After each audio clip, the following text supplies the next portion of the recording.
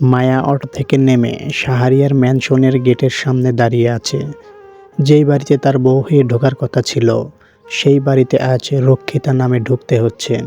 বিয়ের পর আরমান মায়াকে তাদের বাড়ি নিয়ে আসেনি। বিয়েটা মায়াদের বাড়িতেই হয়েছিল। কবুল বলার পর আর এক মুহূর্ত ওদের বাড়িতে থাকেনি। চলে গিয়েছিল নিজের ফ্ল্যাটে। আর বলেছিল ওই মেয়ে যদি ওদের বাড়িতে আসে তাহলে ওই বাড়িতে আর কোনোদিন পা দেবে না। সারা জীবনের জন্য পাড়ি দেবে বিদেশে। আরমানের মা চায়নি ছেলেকে হারাতে, তাই বাধ্য হয়েই মায়াকে তার বাবার বাড়িতেই রেখে এসেছিল। মায়াও অনেক ভেঙে পড়েছিল, কিন্তু নিজেকে শক্ত করে নিয়েছিল শুধুমাত্র ওর বাবার কথা ভেবে। ওর বাবার যে এই দুনিয়ায় আর কেউ নেই ও ছাড়া। মায়া গেটের সামনে গিয়ে দারোয়ানকে ডাক দিল। দারোয়ান মায়ার পরিচয় জিজ্ঞাসা করতে মায়া কী উত্তর দেবে ভেবে পেল না। শুধু বলল মিস্টার আরমান তাকে আসতে বলেছিল, তার সাথে দরকার আছে। দারোয়ান কল করলো আরমানের পার্সোনাল মেকটে। মেক যাওয়ার পারমিশন দিলে দারোয়ান গেট খুলে দিল। মায়া ভেতরে প্রবেশ করলো আর চারিদিকে সৌন্দর্য দেখে অবাক হয়ে গেল। রাজপ্রাসাদের মতো ডুপ্লেক্স বাড়ি। গেট থেকে সোজা মোড়ার বিছানার রাস্তা কিছুটা গিয়েই 3 ভাগ হয়ে গেছে। মাঝখানে পানির ফোয়ারা।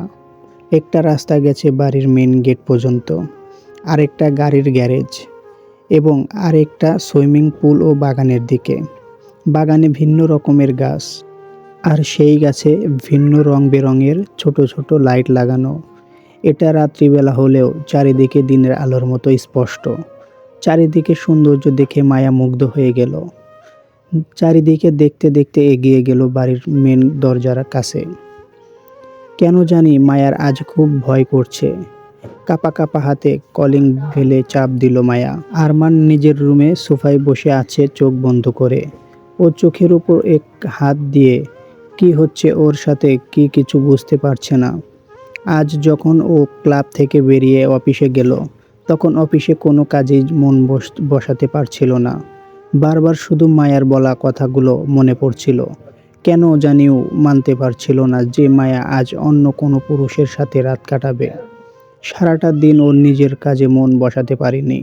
যেই মায়া ডিভোর্স লেটারের সাথে ওর দেওয়া টাকা ফিরিয়ে দিয়েছিল, সেই মায়া আজ নিজের ইচ্ছে পূরণের জন্য এই রাস্তায় নেমেছে, সেটা কিছুতেই মানতে পারছে না।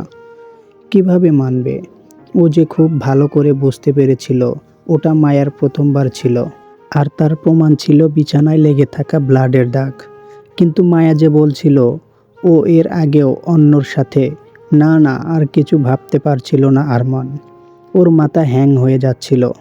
মায়া কেন ওকে মিথ্যা বলেছিল তাহলে? কেন ও নিজেকে আরমানের চোখে খারাপ বানাতে চাইছিল? কিছু বুঝতে পারছে না আরমান। তাই আর কোনো কিছু না ভেবে কল লাগিয়েছিল সেই ক্লাবের মালিককে। টাকা দিয়ে কিনে নিয়েছিল মায়াকে 1 মাসের জন্য।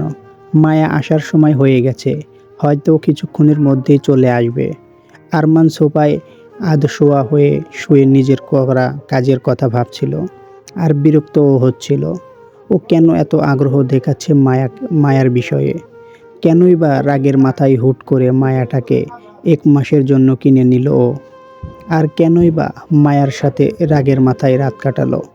কি থেকে কি হয়ে গেল কিছুই বুঝতে পারছে না। ও তো ক্লাবে কোনো মেয়ের সাথে রাত কাটানোর জন্য যায়নি। তাহলে ও তো ওর একটা ডিলের জন্য গিয়েছিল। ও তো মায়াকে ডিভোর্স দিয়েছিল ওর একমাত্র ভালোবাসা মাইশার জন্য। তাহলে কেন আবার এই মেয়েটাকে ওর জীবনে ঢুকতে দিল? ওর মাইশাকে কি ওর ঠকানো হলো না? মাইশা, ও তো এখনও ওর মাইশার কোনো খবর পায়নি। কোথায় আছে, কেমন আছে, আদৌ কি এই দুনিয়ায় বেঁচে? না না, কি ভাবছে ও এইসব? মাইশা আছে, কিছু হতে পারে না ওর।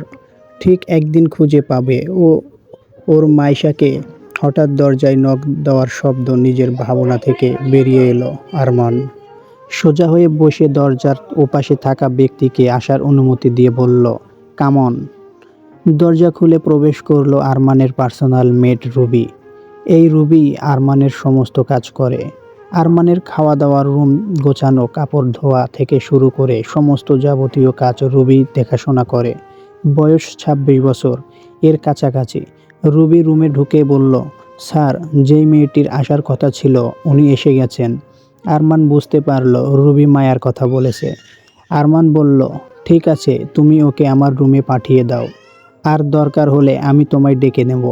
Ruby, okay sir. এই বলে রুবি নিচে চলে যায়। কিছুক্ষণের মধ্যেই দরজায় আবার নক হওয়ার আওয়াজ হয়। আরমান বুঝতে পারে এইবার মায়া হবে। আরমান আসার অনুমতি দিল। মায়া আস্তে আস্তে করে দরজা খুলে রুমে প্রবেশ করে। মায়ার চোখ যায় সোফায় চোখ বন্ধ করে বসে থাকা আরমানের উপরে। আরমান, তো চলে এসেছো তুমি? অনেকটা লেট করে দিয়েছো। মায়া আরমানকে বলে, আমার বস আমাকে বলেছিল যে আপনি আমাকে ১ মাসের জন্য ভাড়া করেছেন, মিস্টার আরমান শাহরিয়ার। আমি জানতাম না যে আমার সার্ভিস আপনি এত পছন্দ করবেন। শুধু আপনার কারণে আমার অন্য ক্লায়েন্টরা খুবই হতাশ। আজ আমি অন্য কারো সাথে যেতে চাইছিলাম। আমি তার জন্য অনেক প্রস্তুতিও নিয়েছিলাম। কিন্তু ক্লাবে পৌঁছে আমি জানতে পারি যে আমাকে আপনার কাছে আসতে হবে। তাই আমাকে অন্য ক্লায়েন্টদের সাথে আমার পরিকল্পনা বাতিল করতে হয়েছে। মায়া কথাগুলো নিজের মতো করে সাজিয়ে মিথ্যা বলে। এগুলো শুনে আরমান তার হাতের মুঠো শক্ত করে নেয়। উঠে বসে মায়ার কাছে এসে দাঁড়ায়। তারপর মায়াকে একবার উপরের থেকে নিচে অবধি দেখে নিয়ে বলে, তাহলে তুমি আজকে এই পোশাক পরে অন্য কাউকে খুশি করতে যাচ্ছিলে বুঝি? আরমান বাক্যাঙ্গ গলায় একটা কথা বলে, কারণ আজ মায়ার পরনে ছিল স্প্রিন্ট 3 পিস, আবার মাথাতেও ওড়না দেওয়া। মায়া আমতা আমতা করে বলল, হ্যাঁ, আসলে আজ হোটেলে যাওয়া কথা ছিল। আমি এখানেই আমার ড্রেস চেঞ্জ করে নিতাম। একেবারে হট ড্রেস পরে তো আর বাইরে বের হওয়া যায় না। আরমান চাচ্ছিল হেসে বলে, ওহ তাই বুঝি? এই কাজ করতে লজ্জা লাগছে না?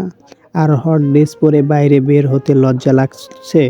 বাহ, তোমারও লজ্জা বলতে কিছু আছে তাহলে। মায়া আরমানকে কথায় কষ্ট পেলেও তা মুখে প্রকাশ করে না। মুখে হাসি নিয়ে মায়া বলে, ওহ মিস্টার, এসব কথা বাদ দিন, কাজের কথায় আসুন। আমি আমার কাজ শেষ করে তাড়াতাড়ি ফিরতে চাই।